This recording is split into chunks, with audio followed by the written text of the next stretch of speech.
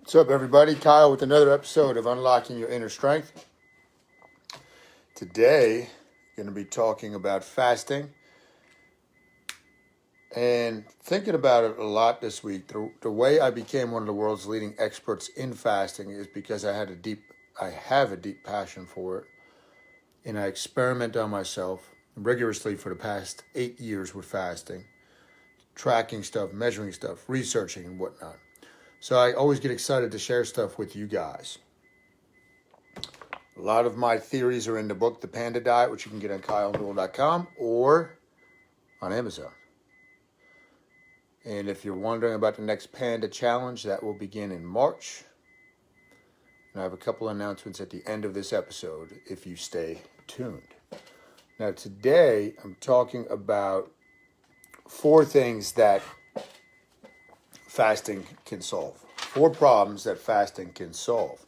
This time of year, most people jump into some type of diet or resolution, and they will be frustrated, even if they made it this far. Today's January 20th, which is my mother's birthday and Leo's birthday. So 3 weeks into the new year, basically, most people are already done with their resolution as far as their eating plan because they can't stick with it. It completely fights their physiology. Just talking with a good friend, Steve, yesterday, and client over at our Flemington gym, crushing it with the fasting. And it's really connecting with them and clicking. He's saying how simple it is. And, the biggest part was getting his mind around it initially. So let me talk about some of the problems that you typically face when it comes to eating, because that's really how you're going to change your body composition is eating and sleep. Working out is going to be making your joints feel good and putting on muscle. Let's begin with the overeating aspect. Food is a drug. Food is a drug. I cannot overstate that. When you become insulin resistant, you get all out of whack, and your hunger hormones and satiety signals when you get full are all over the place. Fasting, the more consistent you are with it and the longer period of time you go, the less and less your issues with overeating will be. Your ability to listen to hunger cues and fullness cues are going to greatly improve. And as you become more insulin sensitive and you can get more nutrients into the cells, this internal starvation that so many people struggle with when they're insulin resistant, which causes them to overeat, even though they have plenty of nutrients within them, yet the nutrients are trapped within the cells, which means the body is saying and the brain is saying, I'm not getting enough magnesium or zinc or phosphorus. Eat more, eat more. Meanwhile, they're eating more and more and more, and a lot of the stuff they're eating is just getting stored as fat. So fasting will solve the problem of overeating. I could guarantee it every single time. It seems counterintuitive to people that they're going to eat this gigantic meal when they begin to eat after they've broken a long fast, but that is not the case. So that is going to solve that aspect. Remember, food is a drug. Fasting will solve your overeating issues. A drug, just like, look at anybody that follows a regular eating schedule that's not really immersed into the panda fasting that I teach. And as soon as they go past their precious window of eating times, they start to go nuts. They get hangry. That is just the drug aspect of food. It's withdrawal symptoms that goes away after a few days of panda fasting. So that's the first thing. Another thing that fasting will solve is the issue of time. When you decide that you are going to change your body through what you're eating, most people call that dieting, the North American diet, so much time is wasted in preparation, food prep, stopping to eat, starting your work again. The most valuable thing that we have as human beings is our time. The number one asset we have is our energy. If you're utilizing your energy to start and stop and start and stop and start and stop, you're just peeing out the window. I should say you're peeing into the wind, okay? Peeing out the window into the wind. How about that? It's all coming back on you. When you fast, and we get you on at maximum twice a day eating, we prefer less than that, you get back a lot of time. And one of the most understood aspects of this, even if it's 3 meals a day and you are efficient. If you look at this metabolically, right, and your brain is the same way as the muscles of your body. If I had you run 100-meter straight or 100-meter shuttle and it's 10-yard splits, down and back 5 times, which one is harder? The 100-yard splits, because it's a lot more starting and stopping, starting and stopping. Just like getting a locomotive going or getting a rocket ship going, 90% of the fuel is used on the takeoff with a rocket ship. Same as you. If you're trying to be efficient and productive and you're stopping to eat 3, 4, 5 times a day, you are wasting your time and you're not nearly maximizing your productivity. So the issue of time, you're going to get back a lot of time. Let's talk about stubborn fat. We all have stubborn fat that we want to lose. That's how I came into fasting. When I was doing, the last time I competed in bodybuilding was 2014, about 8 weeks out from the show. And I was already pretty ripped, and I said, man, this is the first time Devin, and maybe the only time she's going to see me compete. I want to be more ripped than I've ever been before.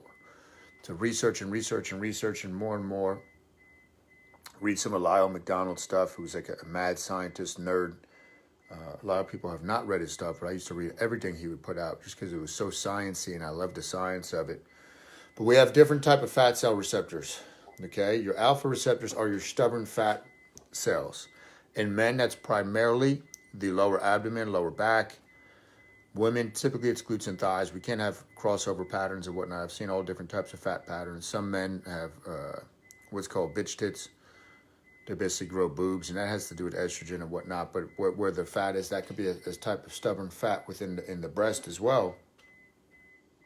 Point is, sometimes men have female patterns and female have men patterns when it comes to fat.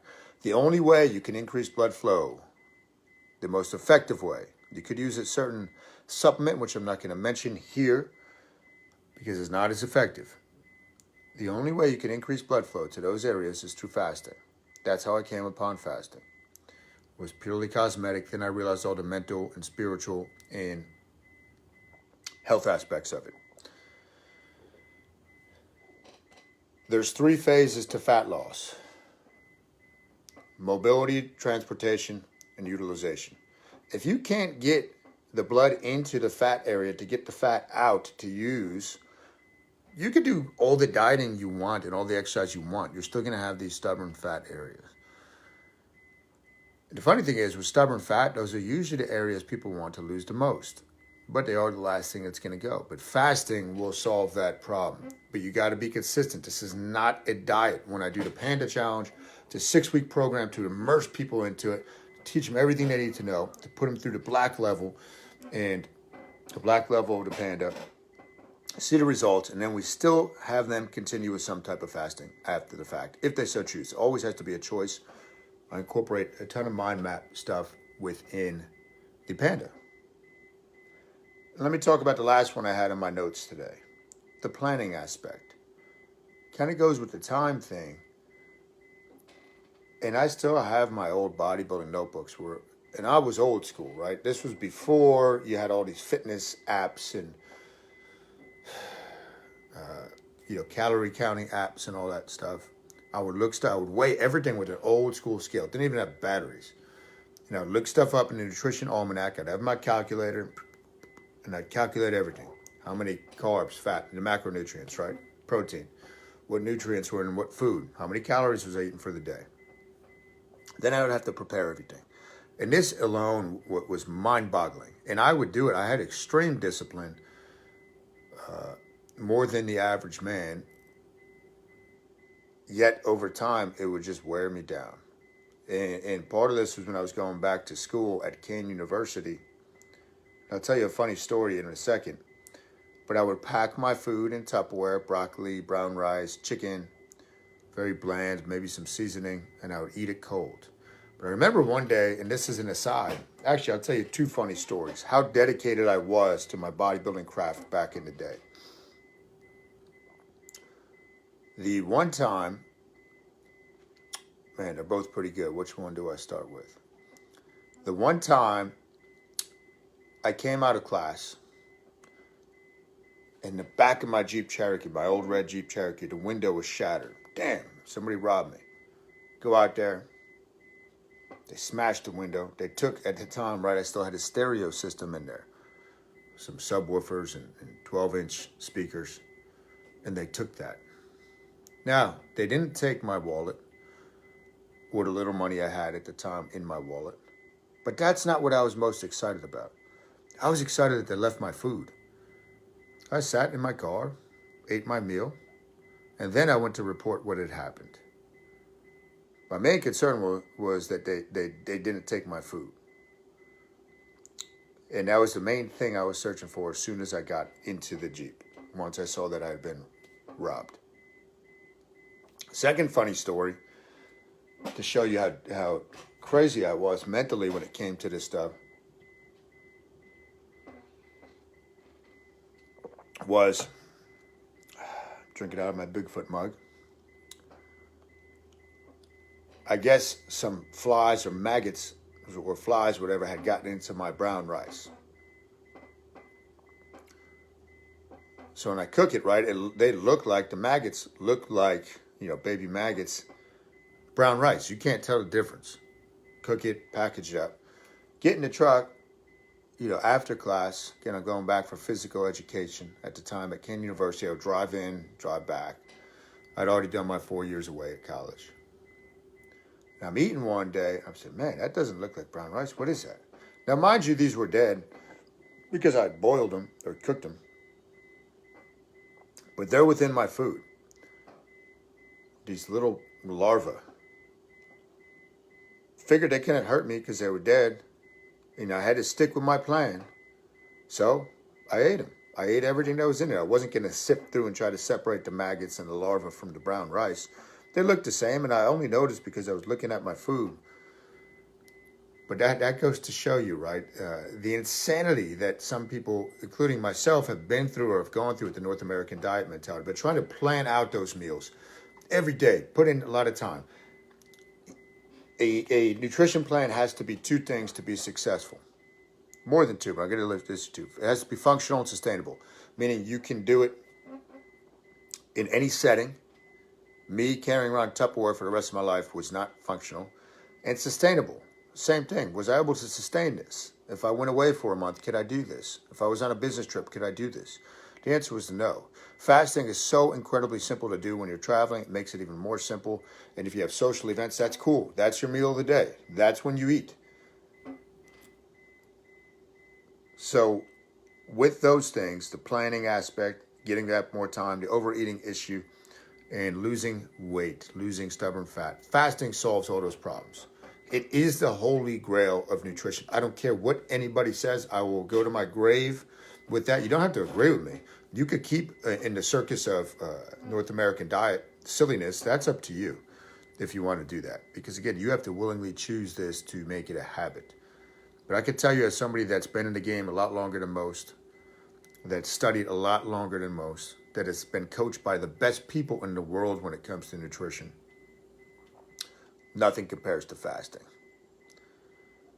That's what I got for you today. Now, the two things we got coming up at Newell Strength, we have the goal setting seminar. You do not have to be a member to attend. That is next Thursday night, a week from today, 8 p.m. at our Hillsborough location.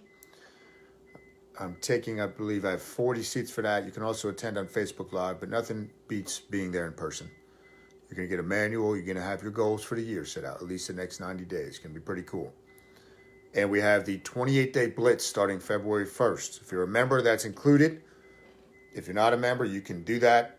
You reach out to us. We have 10 open spots at each location. The 28-day blitz includes your workouts and 3 secret components that I'm not telling you until the night before once you join.